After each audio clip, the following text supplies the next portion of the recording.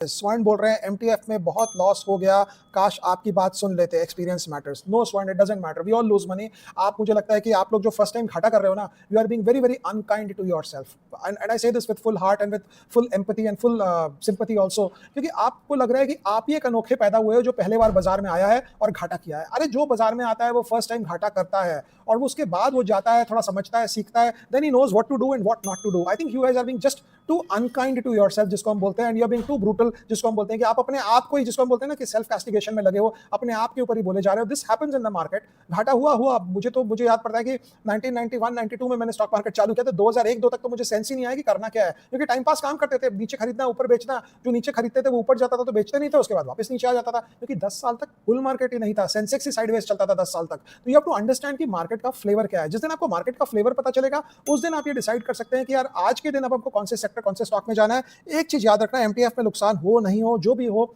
जैसा भी हो, कभी जीरो मत होना। कल भी मैंने यही बात बोला, क्योंकि अगर आप अपने दाव छोड़ दोगे, अगर आप कैसीनो में घुसे और जीरो बन गए, आपने सारे पैसे खत्म कर दिए, तो फिर रिकवरी के सारे जो आसार होते हैं वो खत्म हो जाते हैं। So that is the most important thing, और बाकी सब तो चलता रहता है, घाटा नफा, उसमें कोई प्रॉब्लम की बात नहीं है।